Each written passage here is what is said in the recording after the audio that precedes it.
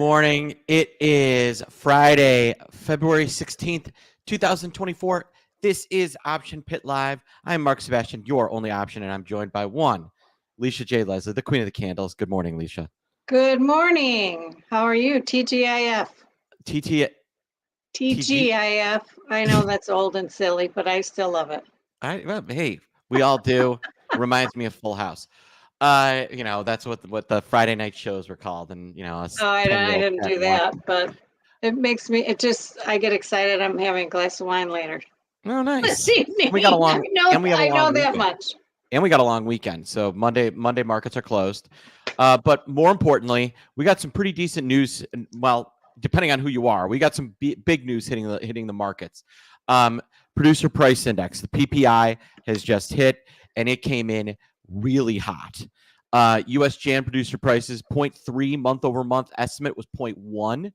The producer prices year over year estimate was 0.6, came in 0.9. And X Food and Energy estimate was 0.1, came in 0.5. So we have a really, really hot PPI number. That is the second hot inflation number that we've had in this week. And it has had a pretty negative effect on futures. Coming into the number, futures were up about 7 points. We've now swung down 10. So Qs were up even higher in the futures. Qs were up over 2, I believe, before the number. Now they're only up 30%. Yeah, so S&P futures are down now down about 10. The 10-year Treasury is down over 0.5%. NASDAQ futures you're right, they were up pretty strong, and now we are we're flat on the day. What's your initial reaction to these numbers, Leisha? I think this points toward going into a long weekend. I don't know that today's going to be a great day for the longs. I'm not surprised. I'm if CPI, PPI I haven't looked, but do they normally run and together the same way? They're correlated. You would think, right? Yeah, they're correlated, but there is some differences. PPI is usually, that's the wholesale pricing, so that's tends to actually be out front of CPI. CPI, yeah, so that makes sense. You could argue this is a harbinger of worse things to come, right? And that this will actually flow through into, CPI, and CPI could get worse, not better. So I think that this is, March has to be off the table for a rate cut. Oh gosh! At this point, I would hope that everyone understands that. But I gotta tell you, I think that I think several of these months should be off the table. So for March, it's now down to basically 0. May is still pricing in a 32% chance for a rate cut, and June is over 50%. And these numbers argue pretty strongly against that. This interest rate case, it has been that, and AI have been kind of the two pieces that have been kind of the underbelly of this bull market. And this is a pretty good argument that at least one of those factors shouldn't be a thesis for the rally. I have a couple of other bearish leaning pieces of evidence also, if you want to see. I have the bonds, right? The market was correlating with the bonds, then they separated. The bonds were, I'll show you my bond chart here. The bonds were, the market continued to rally when the bonds sold off back here in December, late December. They have sold off. They're showing my screen. There we go. There we go. The market and the bonds were correlating in the same direction. Mm-hmm. And here we have the bonds selling off since late December, while the market just continued to rally nonstop. up. I mean, pretty aggressively. Also, the dollar continues to rally and looks to keep going quite a bit. It looks like it has some room to run here on the upside. Those are two bearish things. Also, the Qs. This is a possibility. Now we need a little more evidence. There is a possible RSI divergence in the Qs. Now that means now the RSI's relative strength over 70 is overbought, below 30 is oversold. Okay. Now, as we're making new highs here, right here, these highs, look at, we went, the underlying goes from this high to that high, but yet the RSI is lower. That there's divergence. We have a new high, quite a bit of a new high, looking on the chart at least, and then our RSI does not continue that higher high. That is called a bearish divergence. That's a possibility on the Qs.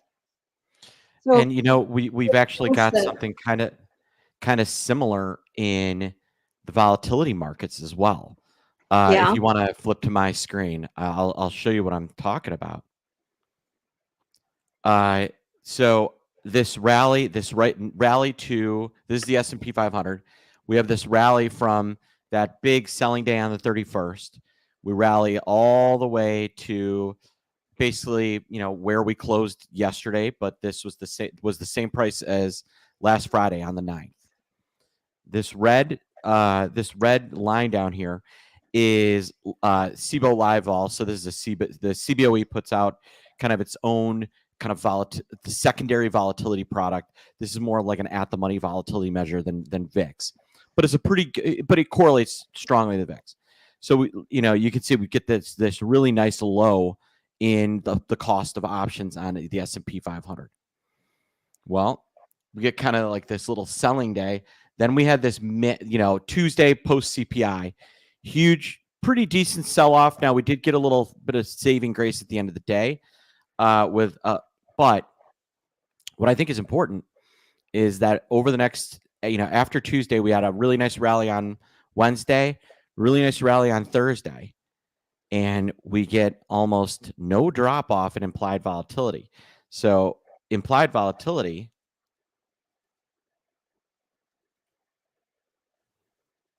is up pretty substantially, while the market is in exactly the same place it was a week ago.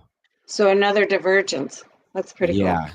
And what that tells me is that there is some, a nervousness starting to hit markets, and a continuation of this trend. So what I'm looking for today is we're going to get some selling, and I think vol's going to go up. And then what's going to happen on Monday and Tuesday? We probably get another rally till we get some sort of news. Probably. You mean Tuesday or Wednesday? Yeah, Tuesday or Wednesday. Oh, right. Thank you. Monday we're closed. So next week we've got NVIDIA earnings. So Tuesday or Wednesday we get some we get that relief rally into NVIDIA earnings. And so what I'm wondering is we get NVIDIA earnings on the 22nd. We end up with a pop and vol today. Then they drop it, but it actually ends. We kind of end about where we are as of yesterday's close, maybe a little bit higher, but implied volatility is higher, and that's volatility starting to swell, and that's telling you that the market is starting to, we've got something on our hands that maybe the market isn't recognizing, or the equity markets aren't recognizing, and we could be in for a 1, 2, 3, 4 week healthy correction. Not the end of the world, but like a real healthy correction, 200, 300, 400 points in the S&P 500, which every bull market needs, right? You need that. I believe we're in a bull market, but we are at bull markets don't just go straight up, but we're at the top of one of those waves, and we're going to get a pretty strong pullback, and then we'll probably rally into the end of the year and end up at 5,300.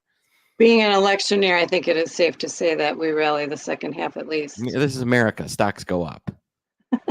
No matter who's in office. Yeah, I mean, does your pitchforks kind of speak to, let's pull up some of your charts. Sure. Do you kind of see what I'm talking about on the pitchfork with the SPX, or we can use Qs, whichever you want. Well, the Qs are bounced off the lower end of the pitchfork. They are near their highs here. Yeah. 442, 443 would be the resistance there.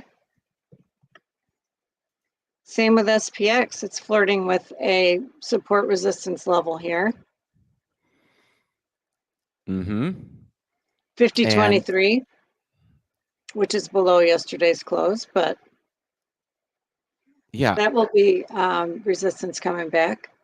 So I could see us kind of having a little more time. Maybe we do get to, what's the top of your pitchfork right now? 5,200. I don't know if we get there. I don't think we get there on this run. I think we could see another like little mini pullback, and then we'll either hit. I actually think we could get to your first fork lower on a sell off down at about 4,700. I have 48. 48.16. 48.16. I was thinking we could go to the next one lower. So somewhere down around, here. Yeah. 46.72. Yep. And then that is where we develop. That's where we build our, once we break this out. Hey, Garrett. Once we break this out, then we get that pop toward 50, toward the top end, and we get that blow off. But there is the underlying metrics of this market are saying that there is a healthy correction in the next couple of weeks. I think NVIDIA could be a harbinger of, could be the earnings. They're probably going to report great earnings, but when you have a, like when I was a kid, my dad was famous for this, right? When I was a kid, everybody wanted the Atari 2600, right? Uh-huh. And the Atari 2600, everybody wanted that. So for Christmas, we got the Mattel Intellivision instead of the Atari. And so, and the Intellivision is really good. It's really cool. It had all sorts of games. It was a fine system, but it's still, as great as it is to get that, it's a little disappointing. I think that's what we could be heading for with NVIDIA, is they're going to give us something good, but it's how good is good enough to justify the run that it's had over the last month. Exactly. Now I have a question. Are you in turn doing that to your boys, or do you? No, they get the real thing. I think your dad's great, though. I love your dad. They get the real thing. Unfortunately, I actually should. Those boys are spoiled. They all are, yes. But yeah, No, I think you're right. I think we've seen it before, where you just like what's going to stop the stock, or I mean, SMCI is. It is unbelievable. I mean, what is there? The RSI is 99. $60. Can the RSI go to over 100? The RSI can probably go to 1,000. No, I'm kidding. Yeah, it's at 96.25 pound on RSI. It's 96.79. No, I mean, I'm not a full technical person. Can RSI go over 100? I don't think so. I think the 100 is the top of the range, 0 to 100. So it's basically sitting at the highest RSI you can possibly have. Right. We'll see what it. And pre-market, it's 1,070. Pre-market, it looks like it's down. No, pre-market's it's up. The close it's up another $60. Right. So this is one where, you know, we'll bring Andrew in here on this one in a second, because I do want to talk about this one. But SMCI, the option prices are so out of whack that you know, you can some of the ability to hedge on this thing on the cheap is unbelievable. I had somebody, yeah, TTD. So TTD had Dave is saying TTD had a big leap on earnings. Yeah, there are a couple earnings I want to react to. Speaking of TTD, and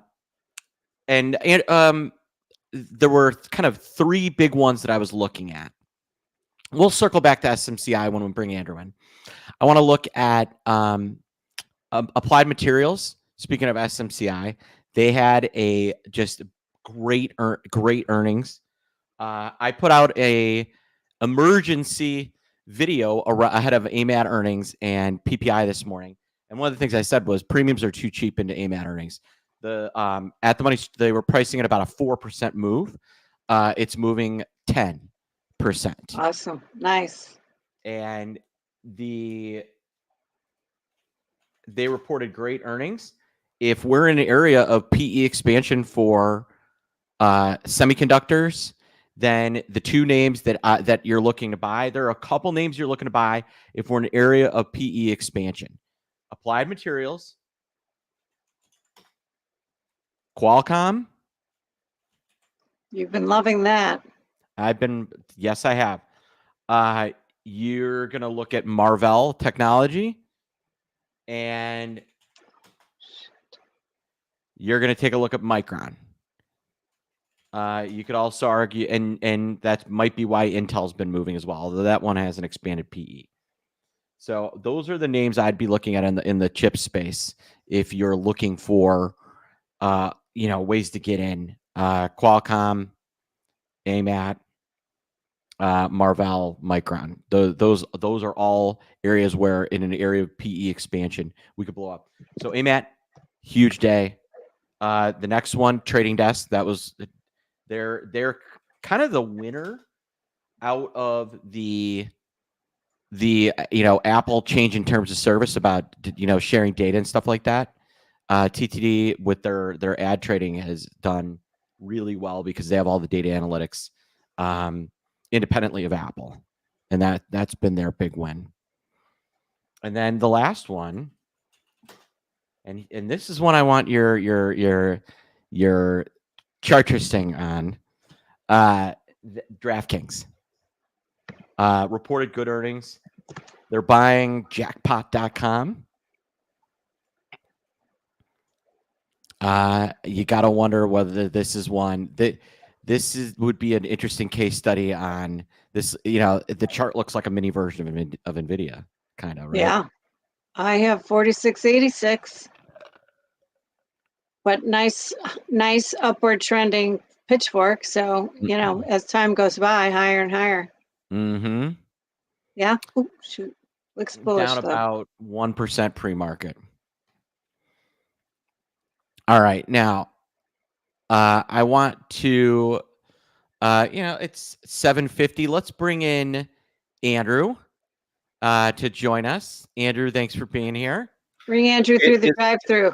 It is my pleasure. My pleasure. Andrew Giovinazzi, our president, chief operating officer, chief options strategist, director of education. How many hats can I possibly wear? Well, that plus that whatever hat you're wearing right now. Correct. Go USA. This is a company where everyone wears multiple hats. That's for sure. That is for sure. And that's what makes us good, though. It is. It is. Yes. You must juggle. Yes. So Andrew, this is a very newsworthy day. Let's update everybody on futures. They didn't love the selling. Now we've gotten a little bit of a rebound, but currently futures are down 10. Oh, you know, I have one more earnings name that I forgot to bring up that I want to talk about, but S&P futures are down a little over 10. NASDAQ futures are still flat. The 10-year is down about 0.5%. The long bond, so that's the 30-year, is down 0.75%. And VIX futures are up. So we've got futures down. We've got the PPI out. We've got expiration Friday. So it's standard expiration Friday this morning and this afternoon. And we got all these earnings that just hit. Let's start with your reaction to PPI. What are you thinking? I mean, right now, I would have to say it's pretty benign. Don't you think? I mean, those numbers look like the month over month up 0.5%. That to me is a fairly big number, right? Yeah. So market does not, I mean, at least for right now, market doesn't care. I mean, we swung 20, 30 handles SPX. Yeah. I'm viewing this as, my take on this is, okay, the inflation is here. It ain't going away. I view they're not going to lower rates, not before the election, unless we have drastic change in numbers, which is possible. So you say no lowering of rates all year? Nope. Oh, because I'm in the camp where if we're spending $2 trillion a year extra in deficits, there's no way they can cut. So we'll see. I could be totally wrong, but that's my view on that. If the spending started to come in hard, I think that would change. But right now, I don't see that. And I think talking to some of our guys in our pro room, and I agree with them, it's just Powell's just going to let the market work it out at this point. He's like, we're not doing anything. And I think what's going to happen is people are just going to accept the fact that this is like where rates were in the 90s or the 80s or whatever, right? These are the interest rates. They're not coming down because of X, right? They can come down, but the market just has to get used to it. And as of right now, I'm just looking at, I'm looking at the reaction, and clearly everybody would have liked to see lower inflation, right? That would have been more bullish. Yes. But we didn't get it. And we're down. FedWatch down 86 cents. The FedWatch has seen a pretty big shift. A March cut has moved to, that is off the table. The June cut, the May cut dropped about 8%. So they're down to about a 25% chance of a rate cut in May. June has fallen to about 50-50. Right. So markets are starting to price in that it ain't coming before June, and June is a coin flip. Yeah, I mean, let's put ourselves in the December position, right? What were they looking? What was the percentage chance for the March cut? Right? Oh, it was 80%? Ridiculous. Yeah, okay. I mean, we already had said, our very first show was us lamenting how ridiculous. Yeah, I was like, it was crazy. So, but if you're looking at trend, and that's kind of what we do. Mm-hmm. I don't see how the trend is bearish rates from the data that we've had. There's no way that you could say that. So, and as soon as that changes, I'll change my tune. But as of right now, where we are with stocks, I don't think. I think what it does change is how we view the upside launch. And you had pointed out volatility is in kind of what we call that kind of iffy, unstable area. And I think we might stay like that for a while. So a good thing for people to watch is, I mean, if you want to see if the market is really accepting, is can we really get volatility press lower, and maybe that upside vol comes down a little bit? Like you were talking about all the individual stocks and the crazy upside skew. It's hard for vol to come down when liquidity providers have to provide that much. I mean, we're getting a bigger move out of the VIX futures.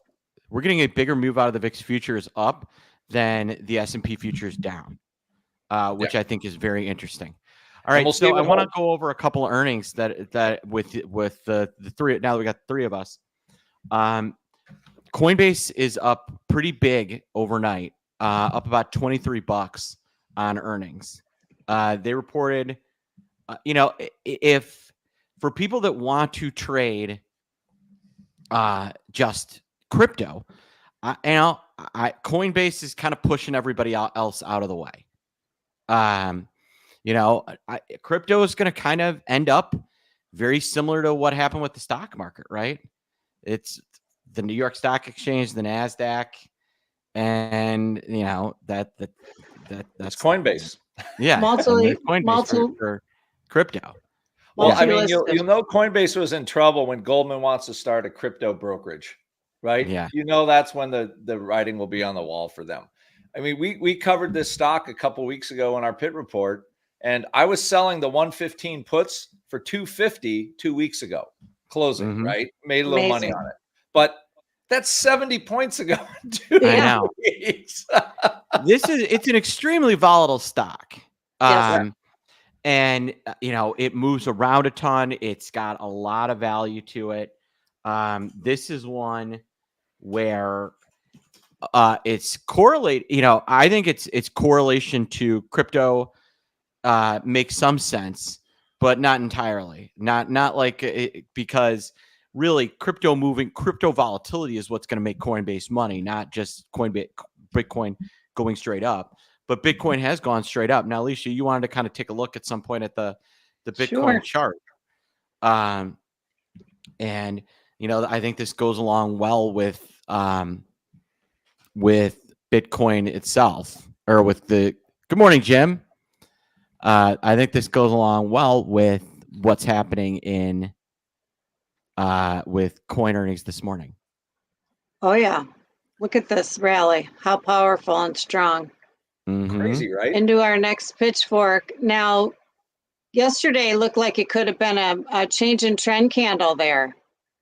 High wave doji, but today we're up again.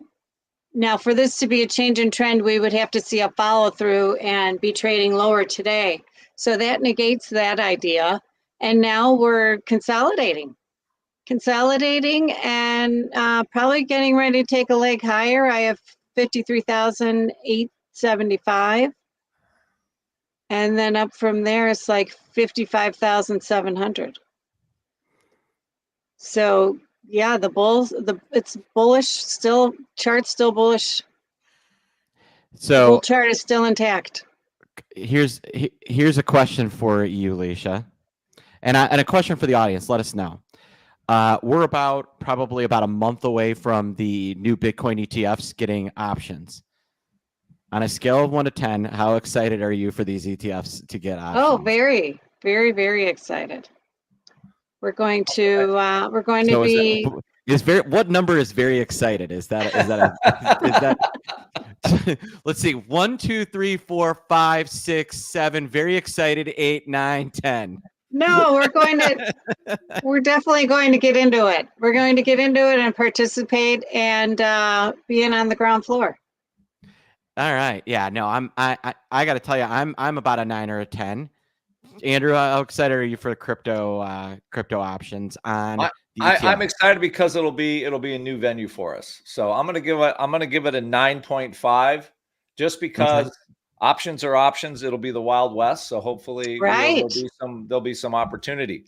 I do have like a sleeper crypto trade. Ooh, really want to hear crypto trade? And if Max could just show my screen real fast. Let's hear it, Andrew. Okay, buying Robinhood. Oh, that's an interesting, because you can. They're another. They make a lot of money on crypto. You can see some more action there. Also, if you look at if you're pulling it up, Vol's super cheap.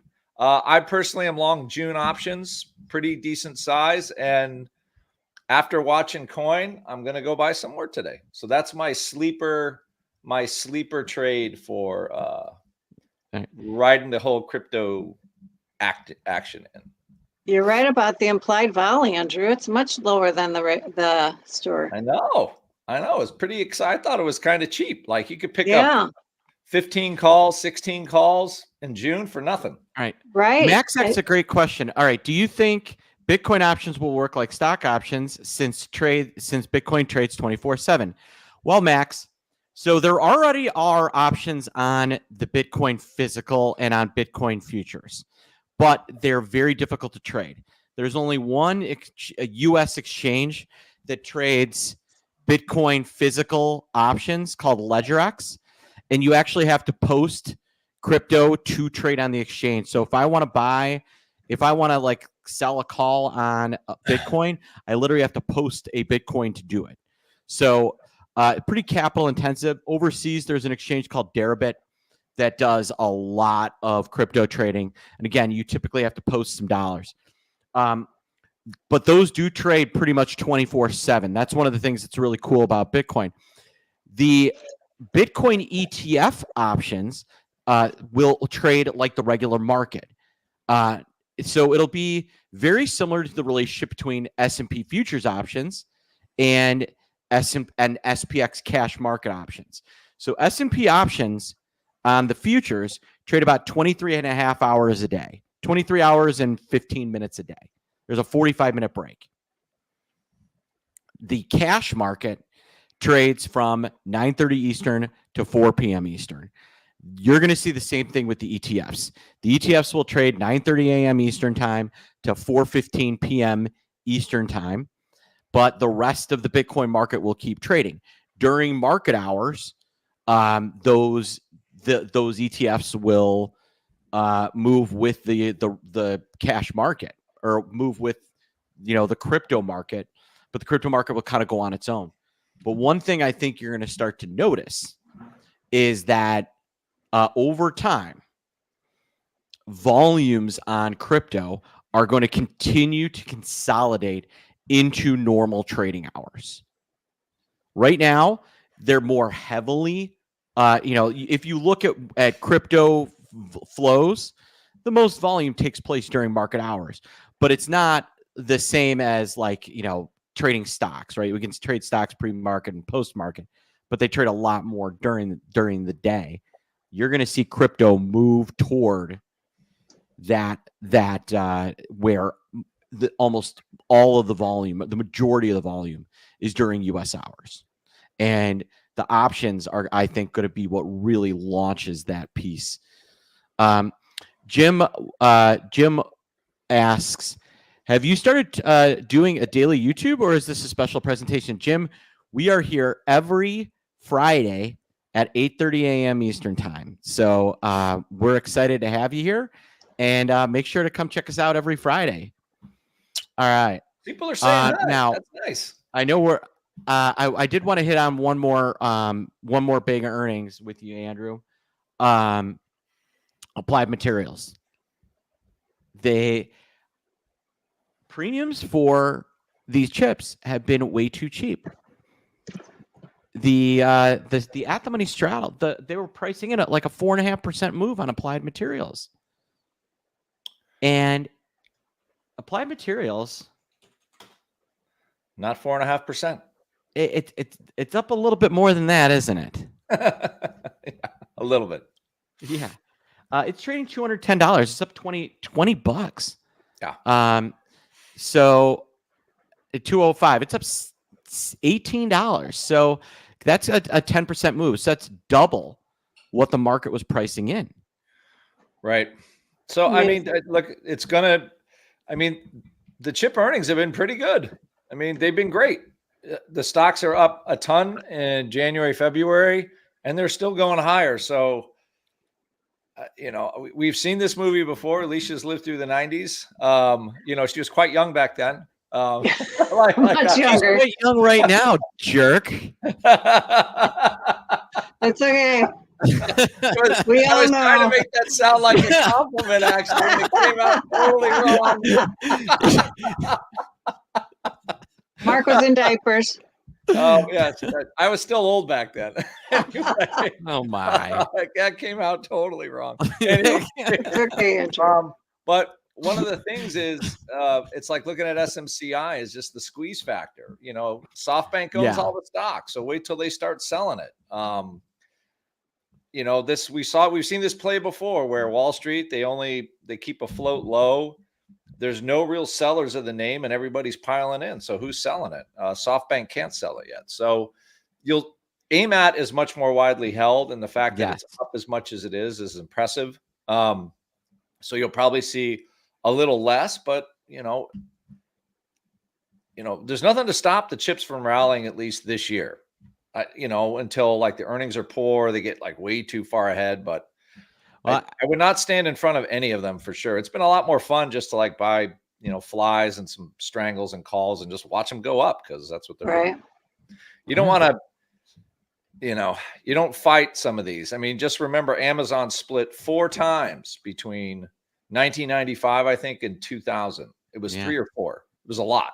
So they can go up, split, go up, split. I mean, trying What do you to think short these about- can be. What do you like think trying to about the fight a num- train. Oh, Sorry. sorry. You should go. Go ahead. No, I'm done. Yeah. No, What do you- Mark and I were talking earlier, NVIDIA could come out with decent earnings and still roll over. What do you think about that, Andrew? I'm just from a trend point of view. Maybe they just like it. I mean, they don't care what they're paying. I think what's more important, Gus just said, what if it splits? Like if it splits, is it going to go to 1,000? I mean, really, you have to be, when things are nuts, just accept that they're nuts. Right. Yeah. I think Don't fight it. So anyway, I would just, again, I think more of a trade where you're trading the tails and seeing what there is there. Because, options that were ridiculous, stupid prices that look super cheap, or, they were $100 out of the money or $200 in the money now. So it's, I don't know when it ends, but it's more fun to play the tails than sit there and try to draw a line in the sand and say, this is it. But anyway, it is fun to play the tails. NVIDIA is the most important earnings of the entire season based on what we've seen. Yep. Jim, you're right. SMCI is nuts. Andrew, back in the day, I used to like to take the car out and fishtail and go in a parking lot, do some donuts. But do you know who never drives crazy? It's Andrew Giovinazzi when he gives you a ride in Andrew's trading vehicle. There's always a way to get there. That was great. I'm still recovering from my my earlier comment. Anyway, I'm good now. All right, Andrew's trading vehicle. Last week we looked at Tesla long, some call butterflies. I filled those. If you want to show my screen, Max, real fast. So, no, can you show my live screen if that's possible? I got to present. Am I presenting? Is it possible, or did I screw up? Oh, there we go. Okay, so just real fast. This was yesterday. I filled them at the top, basically. The call flies I talked about last week. You can see the YouTube video on it. I did hedge here, and now we're up here. So basically, I'm up only small on the trade because of the hedge, but it has till June to run. But Tesla's going up. It's up right now. I think it's going higher. So anyway, that has not changed at all. I'm looking for like 220, 225 by June. So, okay, next screen. Okay, now for the trading vehicle of the day. Since we do have some inflation, it is kind of timely. This is, I believe, is this Exxon? I believe so, yes. I want to make sure I have the right stock. What did I send you? Man, I've lost my mind. What the heck did I send you? It must have been 140. Oh, no, IBM. Sorry. Woohoo. My brain, it's a senior moment for me. So IBM, this is our closet AI stock at Option Pit. The Qualcomm is kind of the more out in front, but IBM was a very good stock for us in 2023. Notice it traded about over 200. Was at a multi-year high, and it's pulled back and kind of consolidating. So from an Andrew's vehicle point of view, what to trade and sort of how to trade this currently. Next slide, if you want. So what I do have is, I want you to take a look at the yellow line, that 60-day volatility in here. It is not as low as it's been, but it is pretty cheap. You can get into IBM. Let me just pulling on my screen here. So you can get into IBM like the 200 calls in April for like $1.75. And now it sounds like, that's crazy, but IBM was just trading there a couple weeks ago. Again, this is a slight NVIDIA play through earnings. If NVIDIA earnings are good, and the market rallies, I expect these other AI sensitive stocks to just come with it. So you can, buy cheap calls and just make it happen. So normally I would say, some kind of play, but this one, I think the calls are cheap enough. You just buy the 200s, and for a loose hedge, maybe buy the 175s or 170s.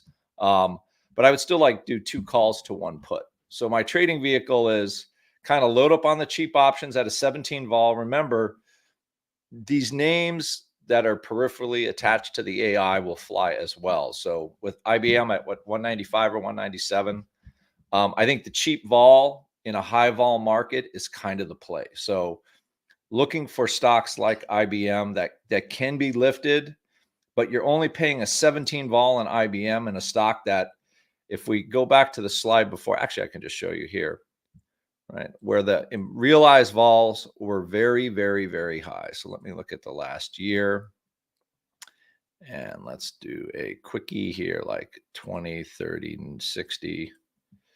So basically the idea is IBM vols have jumped from this earnings, but you also can't discount the fact that it did jump into earnings and could possibly do it again.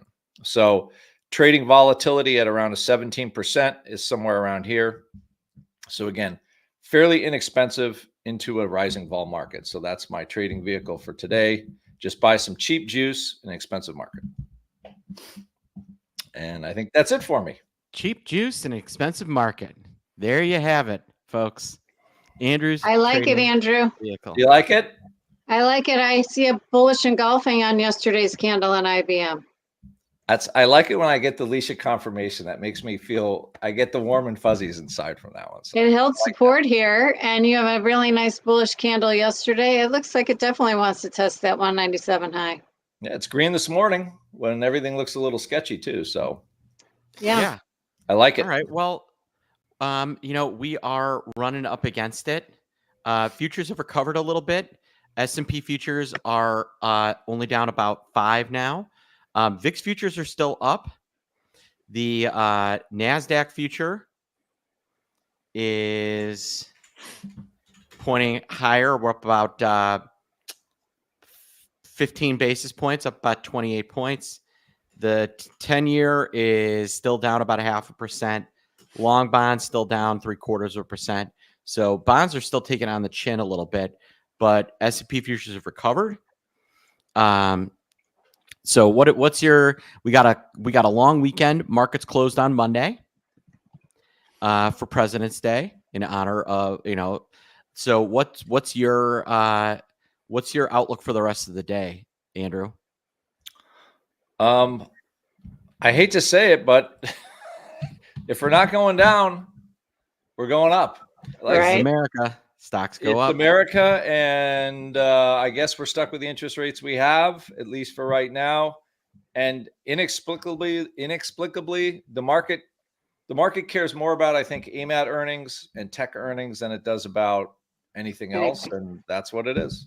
So Right. maybe, I don't think a lot higher today, but maybe a little higher, up, I don't know, 10, 15 SPX, something like that by the end of the day.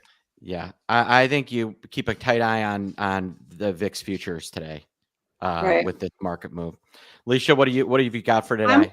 I'm thinking I think it's very possible we retest that high 50-50 and then maybe settle down lower. Maybe not low on down on the day, but settle back down up a few. But I think it's possible to test the 50-50 spot again today. I think we could test it. I'm feeling down a little bit, maybe not huge, but I'm thinking that as the day progresses, we could see some people look at the long weekend and say to themselves, you know what, I've made a lot of money this week, and we could see some selling into the close. So I'm looking for us to end marginally red. I think that's where we end up.